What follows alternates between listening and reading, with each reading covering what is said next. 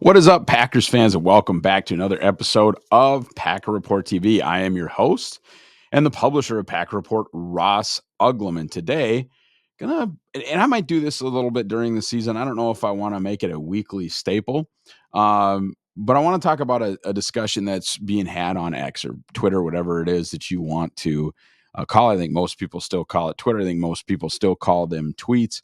But look, it's where a lot of us get together. It's where a lot of us receive our football information. It's where a lot of us distribute our football content. It's a place for fans to get together, and some people, respectfully discuss differences of opinions. Some people maybe don't. A lot of those people, for me, just end up muted. I don't really need to see that. If you want to have a real football discussion, I'm usually very happy to have those, except for this one dude that has a username that I'm just not going to quote tweet and and provide content for the rest of my followers for. In all seriousness, though, I want to talk about the CeeDee Lamb thing, and I think it's crazy because a lot of people will come to like my Twitter and say, who are these people? Who are these people that think Green Bay should go get CeeDee Lamb? And I got to tell you, just look at the people quote tweeting what I said, and what I'm talking about, the one where I said the Packers should not trade a 4th-round pick for CeeDee Lamb. They should not sign CeeDee Lamb if he's a free agent. You certainly shouldn't be giving up assets for the right to pay CeeDee Lamb as much or more than Justin Jefferson is getting paid. Look at the quote tweets. Okay, CeeDee Lamb's different. Okay, uh, they don't have anybody like CeeDee Lamb. Okay, like I understand that all those things are true. It doesn't change anything about, well, let's not. Now I'm already getting on my soapbox. Let's not do that. I want to talk about who these people are, or basically just look at the quote tweets and look at the replies. I would guess that they're pretty indicative of how most Packers fans feel, which would be, I think it's about 80-20. Just, and I promise you, I have not, gone through and, marked them down and then started doing the percentage of, who's for and against. But I just, by my eyes, I would say, 80-20, people that get it to people that don't. And by get it, mean it's probably not a great idea for Green Bay to acquire CeeDee Lamb. Certainly not a great idea for Green Bay to give up, Christian Watson and a 2 for CeeDee Lamb. Or if you are going to accuse me of being biased towards Christian, then, Romeo Dobbs and a 1 or whatever. Doesn't matter. The big point here is the cap is real. Okay. If the cap wasn't real, you think the San Francisco 49ers don't want Brandon Ayuk on their team? Do you think the Dallas Cowboys don't want CeeDee Lamb on their team? Do you think these guys aren't getting paid because the owners and general managers simply don't want them? No. Think about who the quarterbacks are on those teams. Dak Prescott and Brock Purdy. I would say both guys are comfortably outside of that top 5, top 6, top 7, top 8. I think more people would disagree about Dak than Brock Purdy. But both guys need a new contract.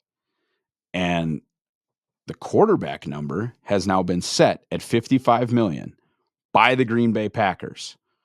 So the Cowboys and the 49ers understand that you probably can't give Brandon Ayuk $30 million, and you probably can't give CeeDee Lamb 35 or 33 or 32.5 or whatever it is that they're negotiating, because it is not healthy for your roster to be paying your quarterback and his top receiver, if you even view, frankly, Ayuk as San Francisco's top receiver, but CeeDee Lamb is definitely the number 1 guy in Dallas.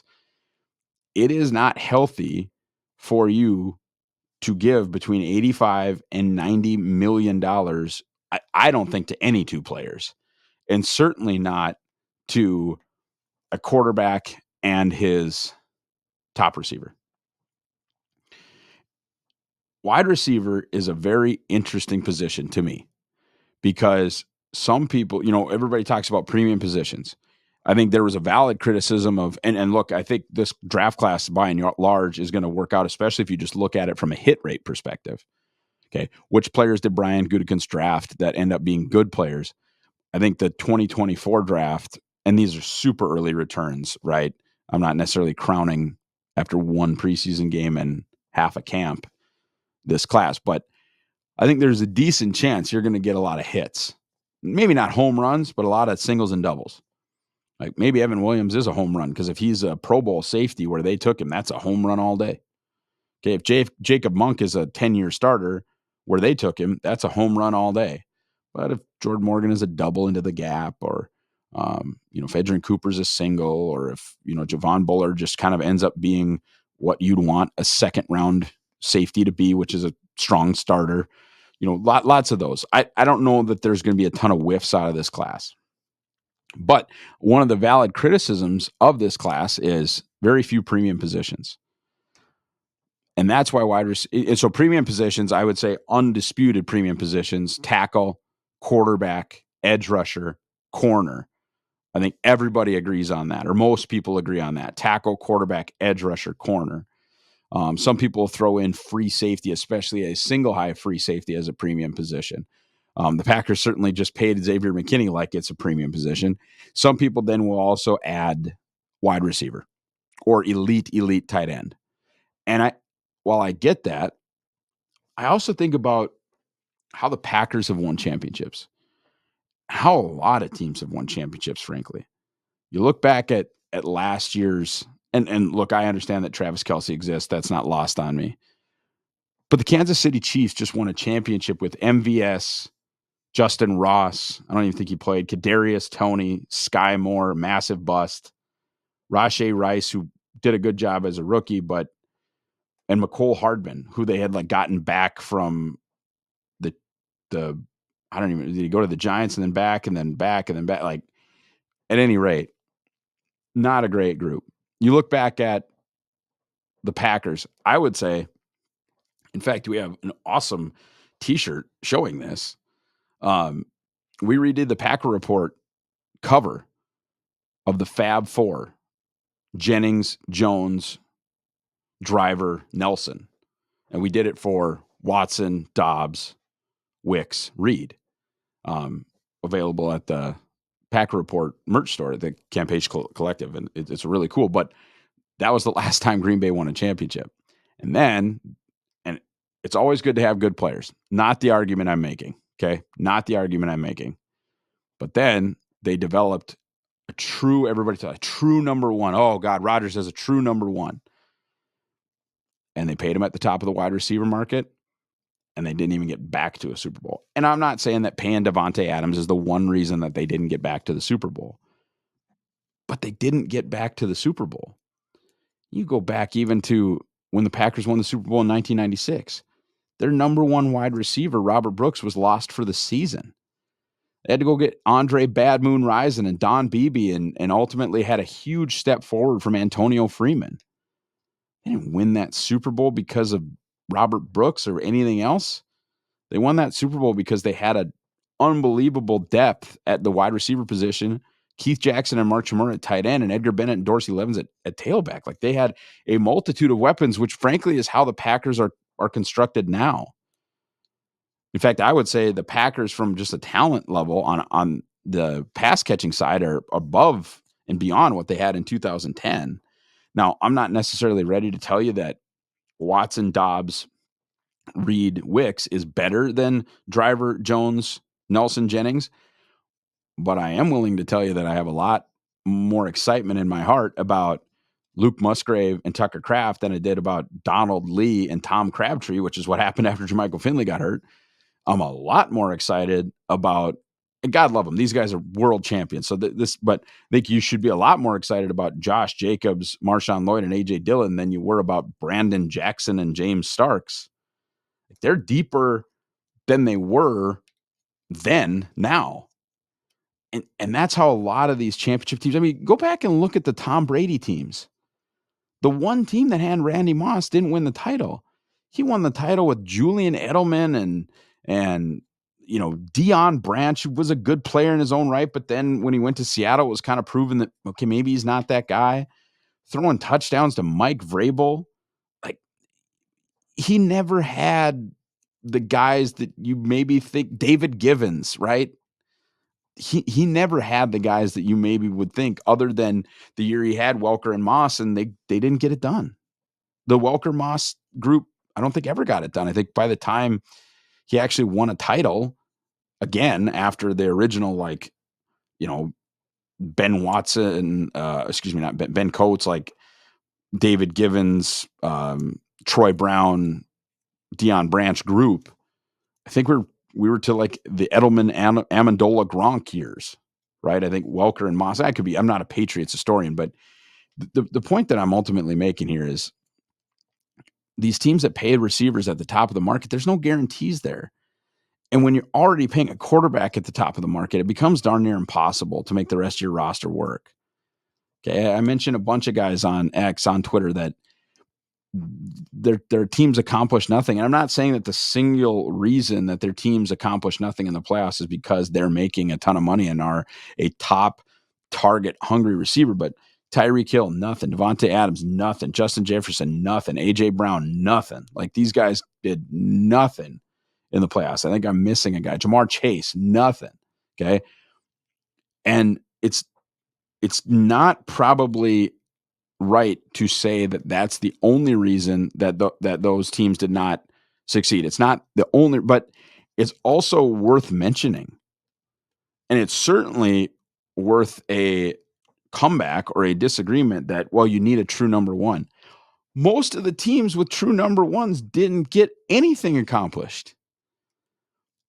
Right now, the Packers are doing it the way that they've won 2 championships in my lifetime in the past, the way that the Patriots basically did it the whole time with Brady, except that one time. And that team was great, right? I think the team that lost to the Giants in the Super Bowl is still probably a top 5, top 6, top 7 team of my lifetime. They just didn't win the one at the end. Right now, and by the way, I think they had Randy Moss on a dime. I mean, I think they've eventually extended him, but I think they're like on a Raiders contract that was below market, and he was, kind of, people even thought he was maybe washed. Obviously wasn't, set a bunch of records. Like that team was crazy, but the Packers cannot and should not try to pay. And I get it. The cap is sliding, but the bill comes due, man. The cap is fake people cannot explain to you why the Cowboys seemingly don't want CeeDee Lamb anymore, or the 49ers seemingly don't want Brandon Ayuk anymore. The cap is real, guys, and eventually the bill comes due. And I get that Jordan Love's contract is like pretty reasonable for the first 3 years, I think, of the deal. With that said, they got a lot of stuff coming up. Okay, they're gonna have to replace Preston Smith. They're gonna have to pay Zach Tom probably, pretty handsomely. Then all these weapons are coming up. All these weapons are coming up for new contracts. Christian Watson's coming up. Romeo Dobbs is coming up. Wicks, Reed, Musgrave, Kraft. And I know that the 2023 guys are obviously only entering their second year, but the Packers already have money out there, guys. Like they're paying Rashawn Gary very close to the top of the market. They're paying Kenny Clark very close to the top of the market. I think they are paying Elton Jenkins at the top of the guard market, or at least they were for a time. Jair Alexander is very close to the top of the corner market. I think Xavier McKinney is at the top of the safety market, and that's all fine. I just think you're going to be able to recreate. I think this is, a Billy Bean Moneyball thing. You're going to be able to recreate CeeDee Lamb's production in the aggregate between the 4 wide receivers and the 2 tight ends, Marshawn Lloyd and Josh Jacobs, and ultimately to commit $33 million to upgrade from Jaden Reed to CeeDee Lamb in the slot. I'm all good. I'm all good on that. All right, guys. Thank you so much for watching or listening. If you're on the podcast side, check me out on Twitter, X. This is what we're talking about, obviously, at Ross Uglum, or us at Packer Report 66. And do everything you're supposed to do right here on the Pack a Day Podcast YouTube channel. Like, subscribe, click the bell, and get the notifications so you can get all the Packers content you require on a daily basis. Have a great rest of your day, guys. Go Pack Go.